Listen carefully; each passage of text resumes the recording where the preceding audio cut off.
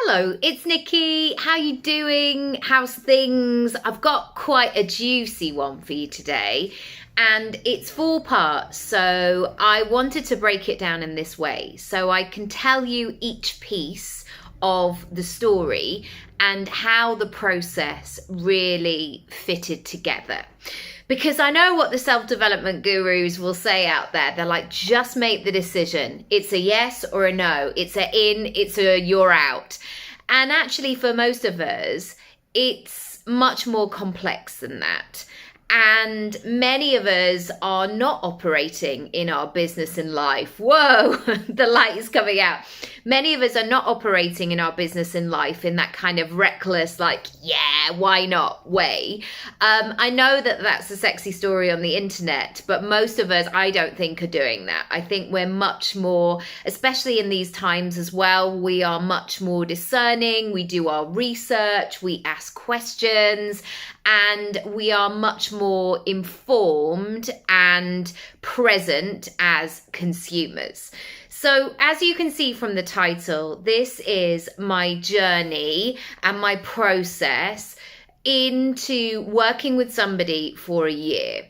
And I wanted to share this story with you today because I am actively selling my services in terms of my coaching all the time. I go out and I do speaking talks on this. I am actively building my personal brand by having these various streams of income.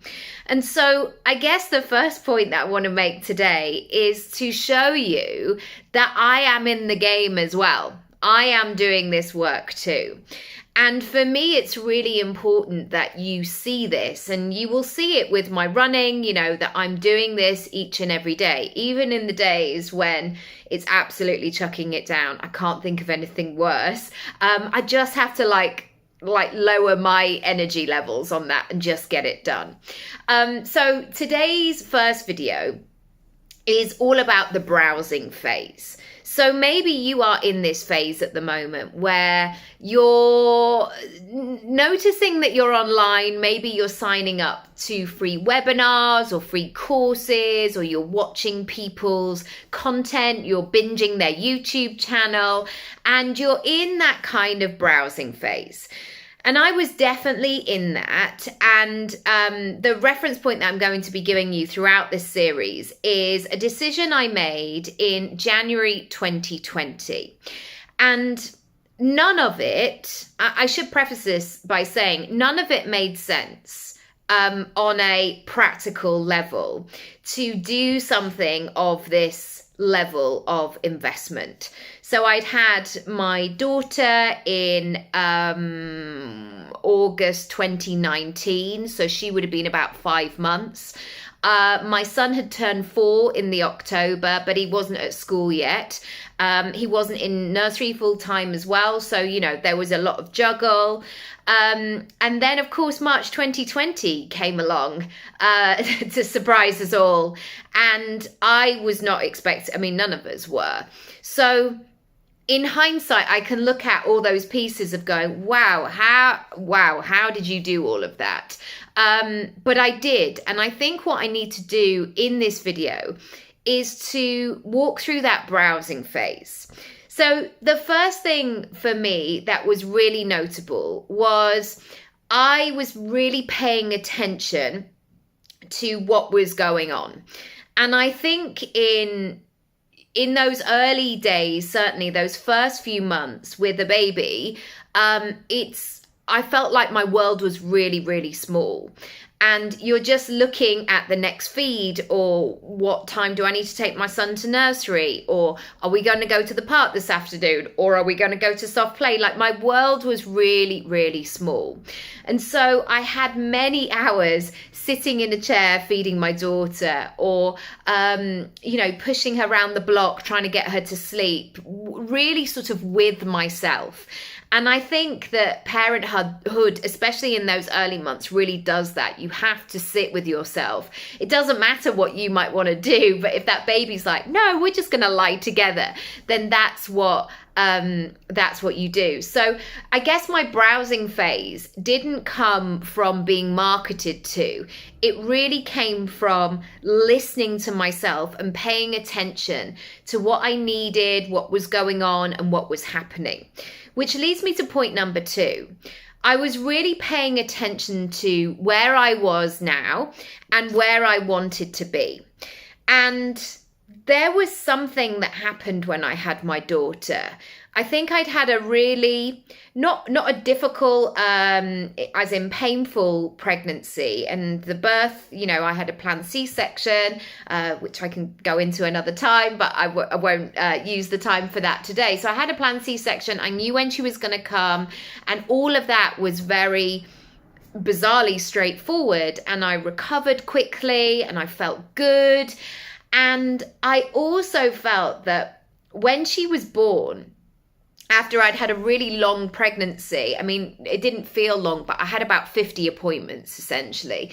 They thought there was lots of other things going on when I was carrying her. So emotionally, it was quite intense. So there was almost this relief when she came out, and we sort of knew her and we knew who she was. And I mean, as much as you can with a baby. And I suddenly had this recognition that I had this boy, my son, and then I had a girl. And there was something about that mother-daughter for me. And I had different things with my son as well. But when I had her, I was like,